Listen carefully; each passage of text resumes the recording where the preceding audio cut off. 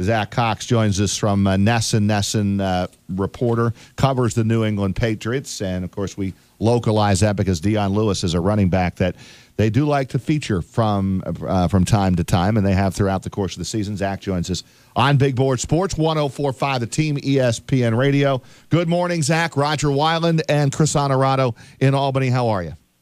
Morning, guys. How's it going?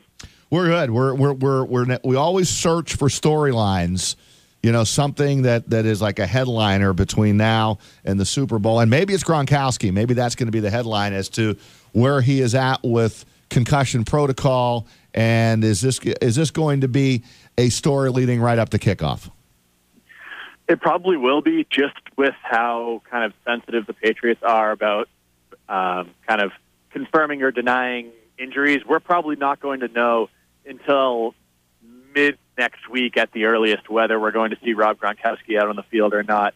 We'll get a good idea this week when we get to watch some practices later in the week. But yeah, I highly doubt that Bill Belichick is going to come out and say, yeah, Gronk is playing at all before this game. So he's probably going to be, I would assume he's, if not a game time decision, at least a questionable at the very end. Zack, what kind of season do you think Lewis had for New England, and do you think he'll be a big part of the game plan for Belichick in Super Bowl 52 against Philadelphia?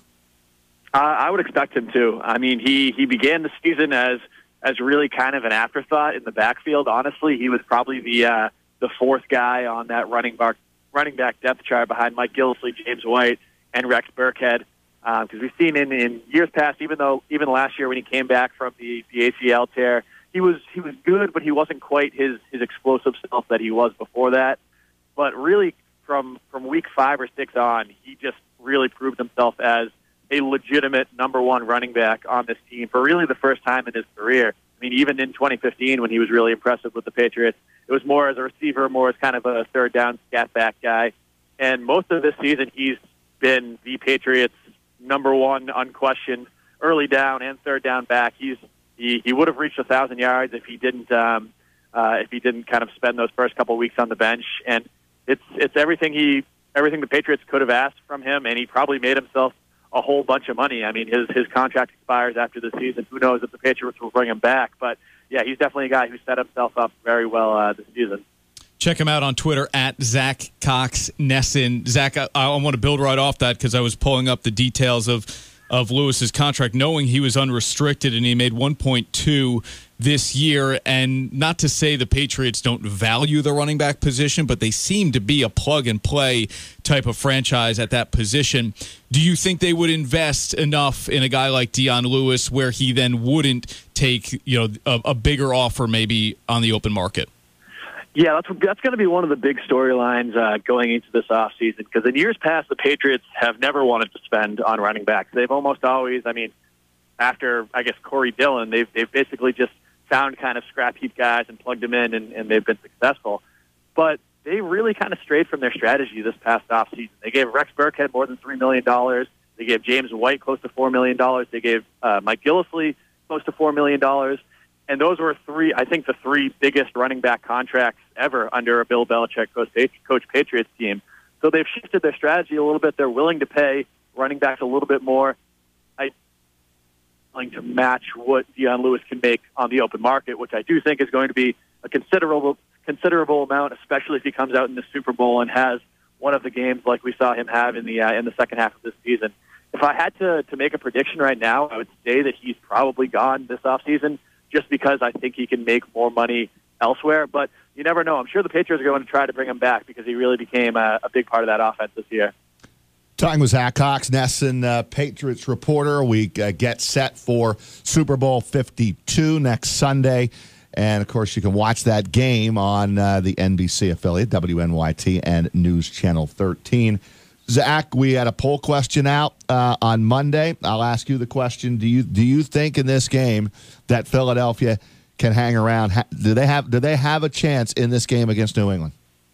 I think so. Yeah, if you had asked me this question at the beginning of the postseason, I would have said absolutely not, because I will admit that I had no faith in Nick Foles to kind of replicate what Carson Wentz did early in the season. But after watching him these last couple games, especially that game against the Vikings where he really tore up one of the best defenses in the NFL. I think the Eagles definitely have a chance. I would still pick the Patriots today if I had to make a.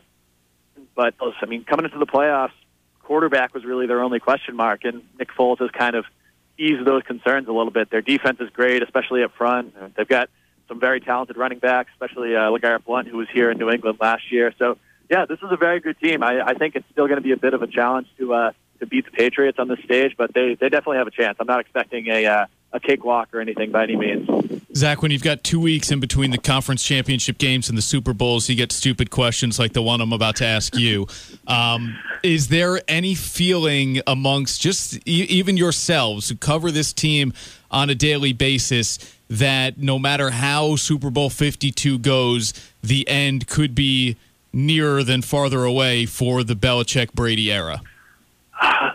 I would probably say no at this point, but it's going to end at some point. I mean, I was actually just talking to a couple of my fellow reporters about this the other day. If you're Brady or Belichick, wouldn't you want to walk away after Super Bowl victory if they do indeed win this, kind of cap the dynasty the same way it started? They started with 3 Super Bowls in 4 years back from 2001 to 2004. Now they can cap it with the same thing. You can ride off into the sunset. But with how competitive both of these guys are, I really don't see it happening, especially with all the kind of maneuvering that went on in the season, all the stuff that was recapped in that ESPN article with the Jimmy Garoppolo trade and with Josh McDaniels and Matt Patricia both probably being gone.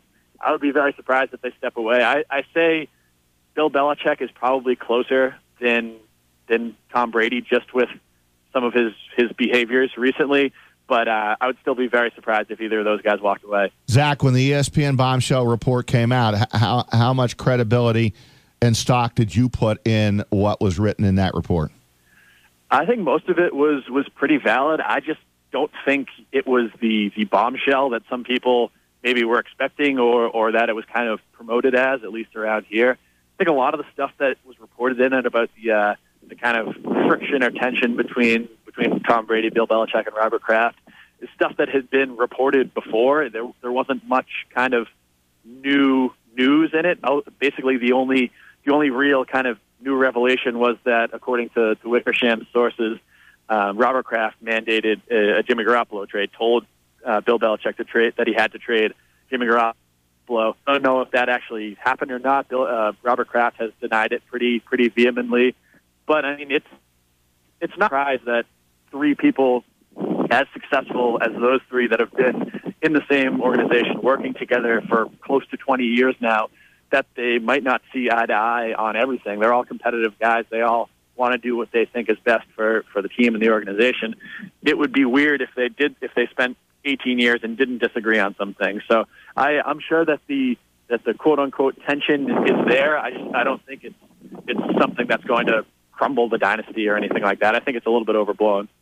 Zach, last thing from me, man. I saw what you tweeted out earlier this morning. Bill Belichick not really appreciating the questions about New England's slow starts in Super Bowls. What is the one thing you asked Coach Belichick over the years that drew the most ire from him?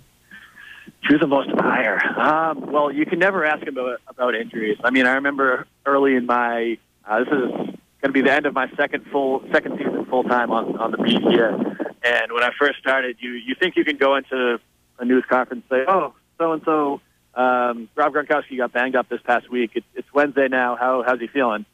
Bill Belichick does not like those questions at all. He always gives kind of the same response. Just says, he's like, "Oh well, we released an injury report like every other team in the league. He'll always turn to his media relations chief and says, "Hey, make sure so and so gets the injury report so that he basically can stop asking me these questions."